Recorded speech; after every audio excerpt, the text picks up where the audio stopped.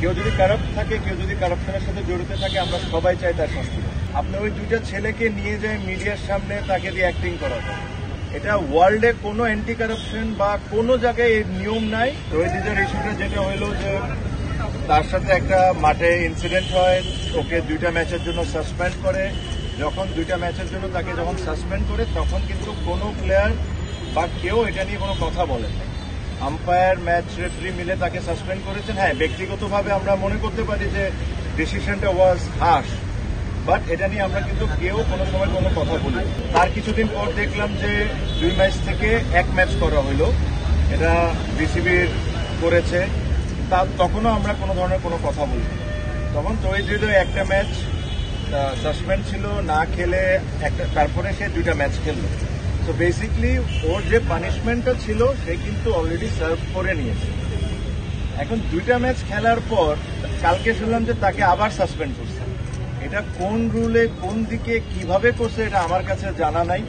তো এই জিনিস নিয়ে আমরা খুব ওয়ারিড ছিলাম। এটা actually it was very funny. কোনোভাবে সাসপেন্ড হতে পারে না, বিকজ যে ছেলে অলরেডি সাসপেনশন হয়েছে, তাকে বিসিবি অ্যালাউ করেছে খেলার জন্য 2 ম্যাচ, তাকে আবার আপনি কিভাবে সাসপেন্ড করতে পারেন? এটা আমাদের একটা বড় পয়েন্ট ছিল। সেকেন্ডলি, কিছুদিন আগে আপনারা দেখেছেন যে গুলশান শাহিনপুকুরের ম্যাচে কিছু আনপ্লেজেন্ট ঘটনা ঘটেছে। আমরা এই জিনিসটা ক্রিকেট বোর্ডকে ভেরি ক্লিয়ারলি বলেছি যে দেখেন, যদি ওখানে কোনো ধরনের কোনো কারাপশন হয়ে থাকে বা কোনো প্লেয়ার কোনো রং ডুইংসে থাকে, আমরা সবাই চাই এটার শাস্তি হোক। আমরা এটার সাথে 100%। বাট তার মানে এটা না আর কাউকে এটার কোনো অধিকার নাই আপনি ওই 2টা ছেলেকে নিয়ে যায় মিডিয়ার সামনে, তাকে দিয়ে অ্যাক্টিং করাতে। এটা ওয়ার্ল্ডে কোনো অ্যান্টি কারাপশন বা কোনো জায়গায় এর নিয়ম নাই। আপনি ওই 2টা ছেলেকে বেজ্জত করবেন মিডিয়ার সামনে, সেম জিনিসটা অ্যাক্টিং করায়। So these are an insult towards cricketers. এই জিনিস নিয়ে আমরা এক ফোটাও হ্যাপি ছিলাম না। সেম জিনিস বিপিএলেও একটা ঘটনা ঘটেছে। 10 জনের নাম লিক হয়েছে বিসিবির ভিতর থেকে, 10 জনের ছবি দিচ্ছে বিভিন্ন মিডিয়াতে। এগেইন, ওখান থেকে কেউ যদি দোষী হয়, আমরা সব ক্রিকেটাররা চাই তার পানিশমেন্ট হোক, তার যতটুকু শাস্তি দেওয়া সম্ভব দেওয়া হোক। হোয়াট ইফ ওখান থেকে 2 জন নির্দোষ বা 8 জন নির্দোষ, এভাবে করে নামগুলো লিক করে দেওয়া publicly, it is again an insult towards cricketers.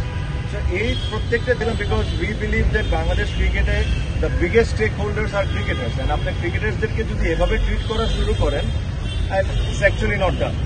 তো এই জিনিস নিয়ে আমরা আজকে প্রেসিডেন্টকে রিকোয়েস্ট করেছিলাম আসার জন্য, উনি এসেছেন, সাথে আরও 2 জন বোর্ড ডিরেক্টর ছিলেন। আমরা লম্বা চড়া ডিসকাশন করেছি।